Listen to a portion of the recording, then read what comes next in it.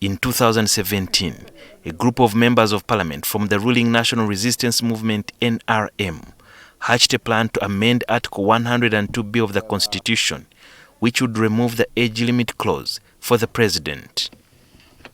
They were assured that they would win due to their majority representation in parliament, even if the opposition did not back them. The then Igara West MP Raphael Magezi led this plot, which required the 9th Parliament to amend the constitution provisions in the first 2 years of the establishment of the new parliament. To effect this, Magezi prepared a private member's bill. Can the constitution actually be amended? We are here to say yes, because I hear some people say, don't touch it, it's untouchable, you are filing our constitution. No. They will not strike out nature. It's a zero-sum game they are at. Madam Speaker, I beg to move a motion under our rules of procedure, Rule 47, Rule 110, and Rule 111, seeking leave of this House to introduce a private member's bill under Article 94(4)(b of our Constitution for the bill entitled Constitution Amendment Bill 2017. A meeting was convened for both NRM and opposition MPs, but the agenda was concealed until the last moment. This is when legislators realized that the meeting had been called to discuss a proposal to amend the constitution, lifting the presidential age limit from 75 years to make it limitless. The opposition stormed out of the meeting, which had been prepared as a workshop. They were ambushed. I stormed out of the meeting that was trying to popularize the removal of the presidential age limit from the Constitution. And I'm assuming they are usurping the role of the Constitutional Review Commission. Even some members of the ruling NRM were caught off guard. Was this a caucus formally called under the law or under the constitution of the caucus? If it is a consultative meeting, what was the objective of this consultative meeting? Formally, my signature is on those forms. I want to get it out and believe that I am not seconding this proposal that is before the House. Later during plenary, Betty Nambozi asked the then Speaker of Parliament Jacob Olanya why he had barred any discussions on the matter from being smuggled in. Tell us exactly if there is a bill in the offering, and for us to be able to communicate to our constituents so that they know the day, the time, and the particular hour when that matter will be before Parliament. This House can only handle matters that are before it. And matters that are before Parliament are those that are brought to the table of this House and those that are contained in the order paper. So discussions of things outside Parliament, Parliament is not responsible for those discussions. Okay, now if you're not allowing my voter, that means you're sending me out of Parliament. Because you have the right, you have the right to come and witness what is happening in Parliament. That is not right. Security was heightened as the days drew closer to the main debate, when over 500 MPs in the 10th Parliament would be called on to pass the controversial age limit bill. We are saying we need to amend the Constitution to allow any registered voter who qualifies to be member of Parliament to stand for election as president. At the time, President Museveni was 73 years old and would clock the age limit of 75 years before the 2021 elections. The ruling party MPs were in a dash to catch up with time, and this was catapulted with the first batch of money, which was 29 million shillings, for each MP to consult their constituents on the proposed age limit bill. There was a public outcry and signs of dissent among members of Parliament, who sensed the mood and declined to return to the electorate on the matter. A section of MPs returned the money, while the ruling NRM MPs regarded this offer as a Christmas package and declined to meet with the electorate on a hot potato issue. Those who are returning the money are within there. They have a right to do so. But also those who will take the money have a right to take the money.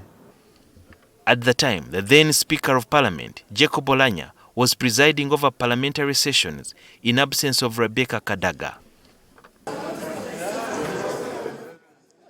The MPs were given less than 2 months to consult and return to Parliament with their views on what people thought about the age limit removal.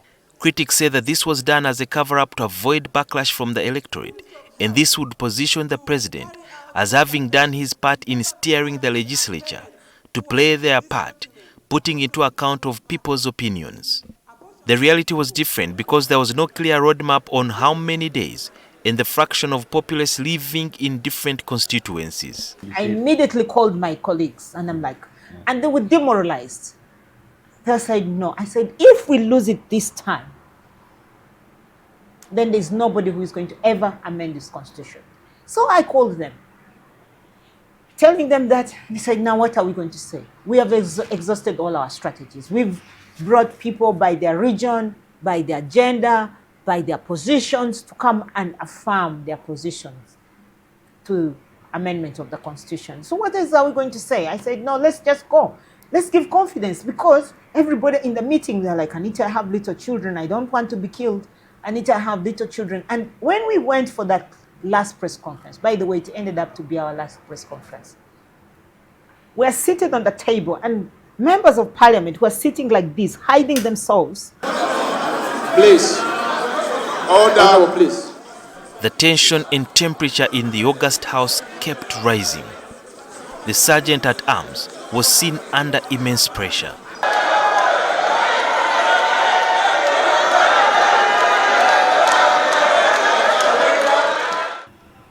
And we explained to him we had picked legal brains of the consequences of if we don't amend the constitution, and then we demand. We actually literally said, no, we need to amend the constitution.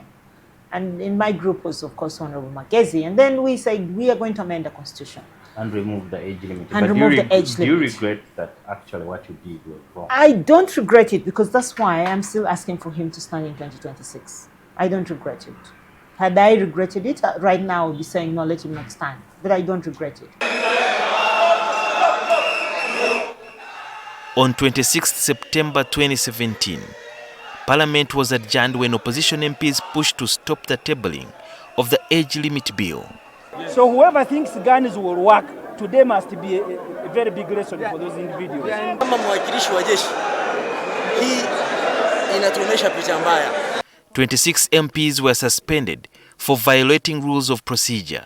Unabora kibule mkono kampeni. Unabo anasewanya na MP Matinje West. Udamoni kamudi district MP 10. Unabo sambi muki.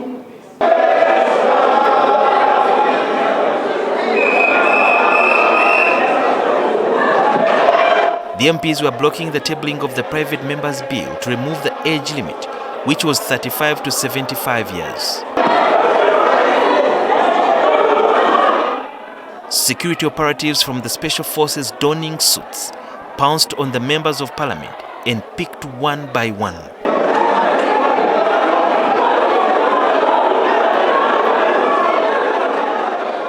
However, this did not go without a fight, as they worked their hardest to resist being roughed up. Chairs started flying and this turned into a wrestling match gone wrong.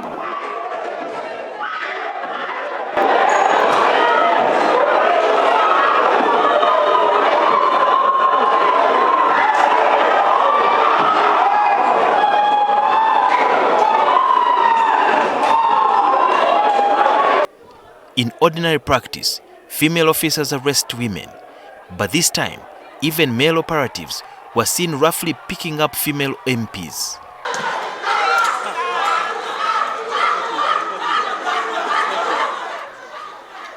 The operatives kept regrouping and pouncing as a team on their target.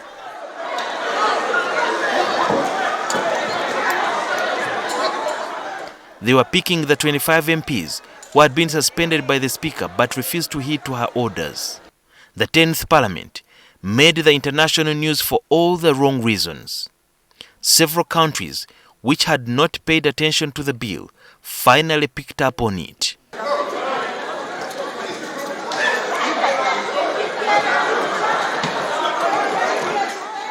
They were all violently ousted from the House.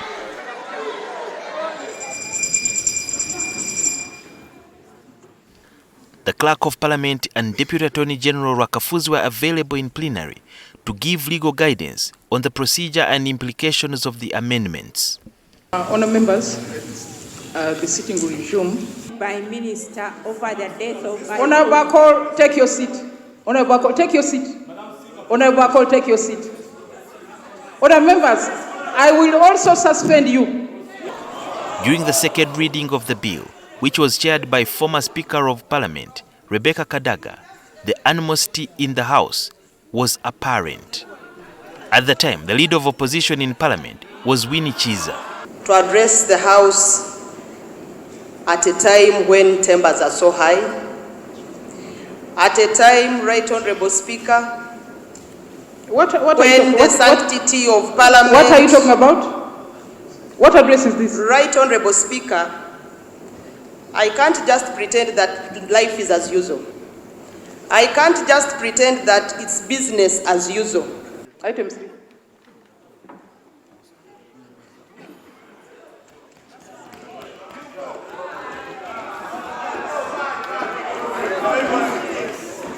Thank you. Madam Speaker, I vote yes. The bill was then passed for the first reading in Parliament, and then the second reading was done on the 20th of December 2017.